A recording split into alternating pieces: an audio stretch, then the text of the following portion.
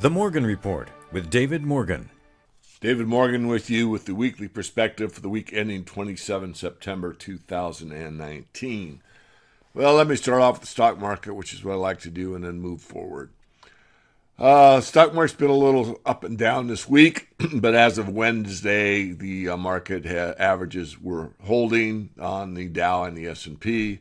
NASDAQ has touched and continued on its 50-day moving average, and small cap stocks also bounced off their moving average. The jump in bond yields has helped the banking sector, and I think most importantly, the dollar index hit its highest close for the year this week.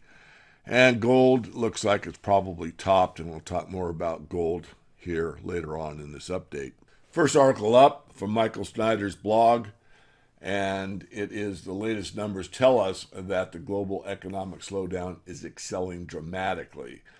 Well-written article. Thank you, Michael. I'm just going to hit some of the highlights here, but the India car market has been devastated, plunged 31% in July, and this is probably going to take away 330,000 jobs. He alludes to that it could even be 1 million if things continue down. He also points out that China's Greeley revealed this week that its net profit plunged by 40% and its car sales fell by 29%. That's in China. So Chindia, as Frank Holmes likes to call it, China and India, this big driver that has been for the global economy for quite some time. It's been contracting. I say it every week, but it's important to know because the mainstream press keeps talking about everything's wonderful, everything is fantastic, but it is not. 12,000 jobs closing plants in Europe, United Kingdom, Jaguar Land Rover, and its own, which is owned by India's Tata Motors, is slashing 4,500 jobs. Weakness in Euro manufacturing at its climax this morning. German private sector activity plunged to a 7-year low, and on it goes. Even if the central bank's interest rates are at zero, a recession will still grip the United States within 12 months, according to Rosenberg. There's a recession coming, he stated.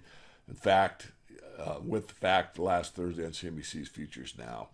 We, of course, been saying the same thing, and we actually think we could be in one right now, but since you have to have data, the way the Fed calculates a true recession, they always basically report it after the fact. Next up in the crypto world, this is from G. Edward Griffin's website. I am on his mailing list, and I know Ed fairly well. Anyway, Goldman Sachs launches a cryptocurrency called US Dollar Coin. USDC, a company owned by the Federal Reserve, will regulate it. I won't read the article to you. You can probably Google it or find Ed's website and read about this. I did also post a link on my Twitter feed. I am a little suspect. I mean, this is one source. It probably is true, but I'm not going to put my neck out and say absolutely, but it looks like it's sourced correctly. And it does imply quite a bit of things going forward in the crypto world. Have a look. I want to take a brief intermission, and remind everybody that I do post on the blog, and it's worth checking at least once a week. These weekly perspectives go up to the blog every week, but I do post interesting information not only from ourselves but also from other people. And there will be a blog post that I think you really should pay attention to later today, the 27th, on Bitcoin, and it's going to look like this. Bitcoin's price collapse continued for many months. Now, I put out on the Twitter feed that what if the 20,000 mark for Bitcoin is the high for a very long time? And I'm not saying it is. It sure looks like it could be to me based on my experience in markets in general. But this update article by Chris that came out today, and as I say, will be posted later today on our site, talks about the breakdown. You can see his analysis. I won't read it to you, but he really talks about how it could go to 7,500, 5,500, and even as low as 2,000 in this article. It's very interesting, and he's pretty good at technical work. So I suggest if you are in Bitcoin, you have profits, you really want to lock them in. You don't want to see a profit go away when you have one.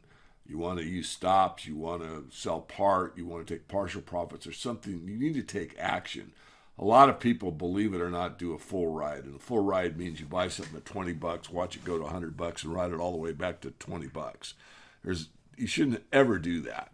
But people do, believe it or not. So, fair warning, public service. I'm not a huge Bitcoin person, as you know, but I think it's important for so many that are, that you have a look on this and then decide for yourself. Next up is from Mish Talk. Trump's unwinnable trade war. Gold explains why. I suggest everyone study this. It's very, very good. First up, he looks at the U.S. trade deficit. You can see it goes back past the 1970s, where basically balance of trade was about zero, meaning we imported and exported about the same. And then prior to 1980, looks like 75 or so, started to deteriorate a little bit, came down. Then NAFTA was signed, and then China joined the World Trade Organization. So it explains that NAFTA, one of his readers said that Trump wants to cure the trade imbalances through tariffs, and at least that's what he thinks, or we presume he thinks. One of his readers, meaning Mish's readers, proposed the problems of the U.S. balance of trade started with NAFTA, and he points out this is wrong. This is showing what happened during NAFTA. Again, you can come back to Mish Talk and study this so that you understand it. And then explaining the balance of trade, he goes through what happened when Nixon closed the gold window right here, and you can see what's really taken place from that point forward. Mission impossible. It's impossible for tariffs to fix problems caused by making the dollar the world reserve currency, then removing the last constraints on global deficit spending. If you support Trump's tariffs as some sort of cure to trade imbalances, please read the above sentence over and over until it sinks in. So I'm going to pause here and show you something that may be a little bit easier to study and understand exactly what this means. Perhaps this will make it easier for you. It's called the Trifid Dilemma, or Trifid Paradox. It's a conflict of economic interest that arises between short-term domestic and long-term international objectives for countries whose currencies serve as the global reserve currency, i.e., the U.S. dollar. This dilemma was identified in the 1960s by a Belgian-American economist, Robert Trifid, who pointed out that the country whose currency, being the global reserve currency, foreign nations wish to hold, must be willing to supply the world with an extra supply of its currency to fulfill world demand for these foreign exchange reserves, thus leading to a trade deficit. The use of a national currency such as the U.S. dollar as global reserve currency leads to tension between its national and global monetary policy. This is reflected in fundamental imbalances in the balance of payments, specifically the current account, as some goals require an outflow of dollars from the United States, while others require an overall inflow. Specifically, the Trifid Dilemma is usually cited to articulate the problems with the role of the U.S. dollar as reserve currency under the Bretton Woods system. John Maynard Keynes had anticipated this difficulty and had advocated the use of a global reserve currency called the Bancor. Currently, the IMF's SDR are the closest thing to the proposed Bancor, but has not been adopted widely enough to replace the dollar as a global reserve currency. I'll pause there. So picking up back at Mish Talk, this graph shows from the Federal Reserve that when China joined the World Trade Organization January 1st, 2001, you can see what kind of imports went out, and you can see it just really accelerated. It's tapering off now. We're contracting, as I keep saying, every week. But what he points out here, I think he did a good job of this, there's no enforcement mechanism. Gold provided an enforcement mechanism against mercantilism, massive deficit spending, and huge government subsidies. Since the closure of the gold window, there are a problem that tariffs cannot possibly cure. Why the delayed response to Nixon? He said it was temporary. Guess what? It wasn't. Tariffs cannot fix the issue. Tariffs can only make it worse by increasing costs on consumers and industries. Trump is barking up the wrong tree. Thank you, Mish. I think it's one of your better ones. I'll leave it there. So that's going to conclude this week's update, weekly perspective from David Morgan. Remember, there is nothing more powerful than the truth. And just another further comment on gold. If you are technically inclined, there is a head and shoulders pattern. I also put that out on my Twitter feed. And I think we're going to see a further retracement in the gold market. I told this to our paid members a few videos ago, explaining that we probably peaked around a third of this month, beginning of the month. It'll probably take about a month or so to correct. Believe me, no one knows more than the markets. Let me focus that. But if we had a $200 move, which roughly we did, we went from the 1350 breakout to 1550, rough numbers. Dropping back to 1450 would be a 50% retracement, which is not an abnormal in a bull market. Are we going to see that or not? I don't know. It remains to be determined. That's what I think will happen, however. So I think the gold market and silver markets are going to cool off somewhat more. And that is an opportunity. We are still in a bull market. Many of the retail investors that used to invest in gold or silver or both are kind of on the sidelines, and there isn't a lot of new market activity from the retail side. There's a bits and starts. And interestingly, I spoke with one of the larger precious metals retailers that I'm quite close to, and I'm quite close to many of them. But regardless, he told me that they're going to have their biggest year probably ever, but that the buys but about 10% of the buys. So what does that mean? It means that people of means, people that are, buying in the 500,000 range, $1 million range. I mean, that type of thing. So 1/10 the amount of buyers, but the biggest year ever. So big people that have big money are putting money into safe haven assets such as gold and silver, because perhaps they have become aware of it or whatever. I don't know the reason why. What I do know is what he told me. I do believe him, and it's very interesting. So I'll pass it along. I'll leave it off, and I'll be back with you probably next week, audio only. I will be out of town the following week on the 4th of October. Until then, remember, there's more important things than money. Treat others fairly and kindly. It really pays off in the long run.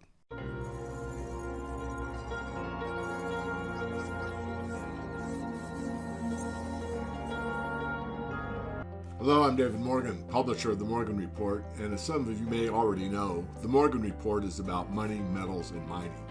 In fact, we cover all resources from rare earth elements to precious metals.